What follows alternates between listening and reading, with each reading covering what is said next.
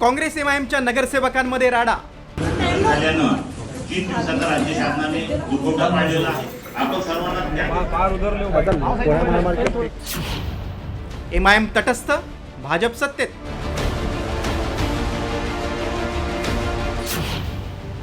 अकोल्यात भाजपचाच महापूर। एमएम भाजप के साथ में गई, तुतारी भाजप के साथ में गई और घड़ी से जो चुन के आए वो भाजप के साथ में गए और अभी हाउस में हमारे को उन्होंने धोखा दिए। अकोला महापालिकेत महापूर निवडीसाठी जोरदार राडा झालाय।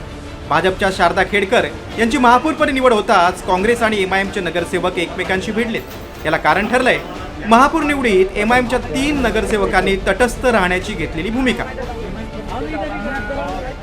त्यामुळे या राड्यात काँग्रेस नगरसेवकांनी थेट एमआयएमच्या नगरसेवकांवर बांगड्या फेकल्या। एमएम भाजप के साथ में गई, तुतारी भाजप के साथ में गई और घड़ी से जो चुन के आए वो भाजप के साथ में गए और अभी हाउस में हमारे को उन्होंने धोखा दिए, हमारे साथ आए नहीं और हमारी सरकार गिर गई।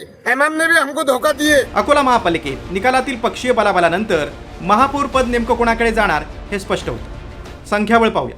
भाजप 38, शिंदे सेना 1, अजित पवारांची राष्ट्रवादी काँग्रेस 1, शरद पवारांची राष्ट्रवादी काँग्रेस 3। सत्ताधाऱ्यांकडे एकूण 43 नगरसेवक होते, तर विरोधकांकडे काँग्रेस 21, ठाकरे सेना 6, वंचित बहुजन आघाडी 5, एमआयएम 3, अपक्ष 2 असे मिळून एकूण 37 नगरसेवकांचा पाठिंबा होता। भाजपच्या जागा अधिक असूनही महापौर पदासाठी काँग्रेस विरोधकांना एकत्र करून सत्ता स्थापनेच्या प्रयत्नात होती। वंचितचे नेते प्रकाश आंबेडकर यांनी देखील त्यासाठी पुढाकार घेतला होता। मात्र महापौर पदाच्या निवडीच्या वेळी एमआयएमची तटस्थ भूमिका आणि शरद पवारांच्या राष्ट्रवादीचं सत्तेसोबत जुळून घेणं भाजपच्या पथ्यावर पडले। त्यामुळे कटेंगे तो बटेंगेचा नारा देणारी भाजप सत्तेसाठी 7 मुस्लिम नगरसेवकांना सोबत घेते असा टोला ठाकरे सेनेच्या आमदारांना लगावलाय। तर भाजपनं बहुमतासाठी 3 कोटी रुपये नगरसेवकाला दिल्याचा आरोप काँग्रेसचे आमदार साजिद पठाण यांनी केलाय। खरा जर भारतीय जनता पार्टीचं खरं हिंदुत्व असतं तर ते विरोधी पक्षामध्ये बसले असते, पण ह्या 7 लोकांच्या भरोशावर त्यांनी ह्या ठिकाणी सत्ता स्थापन केली नसती। तुमचं हिंदुत्व कोणतं होतं? तुमचं तर कटेंगे पटेंगे होते। मग तुमचं हिंदुत्व कुठं गेलं? 7 मुस्लिमांच्या पाठीवर तुम्ही भरोशावर इथं सत्ता कशी स्थापन केली? तुम्हाला तर दुसरं कोणी चालत नव्हतं। ह्याच ठिकाणी उद्या आमचा महापौर झाला असता तर कदाचित यांनी उलटे आरोप केले असते आमच्यावर। मग अकोटला एमआयएम संघ बसले, ह्या ठिकाणी एमआयएम बसले।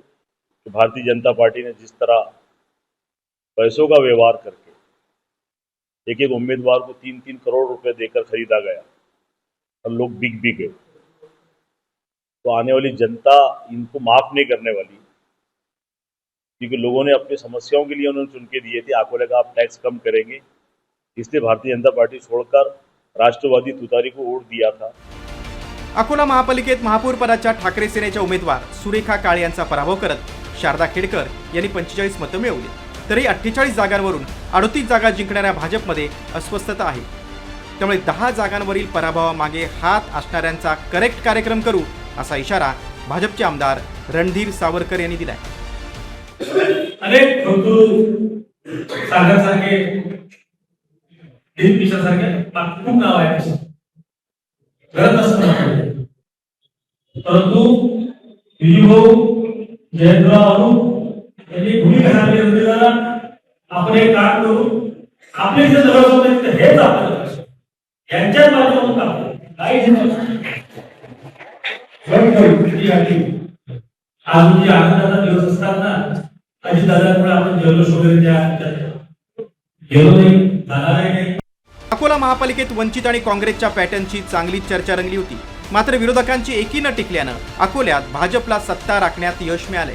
आता हातातोंडाशी आलेला घास भाजपच्या पथ्यावर पडल्यानं काँग्रेस आणि एमआयएम मधील तणाव जिल्हा परिषद निवडणुकीतही पाहायला मिळणार आहे।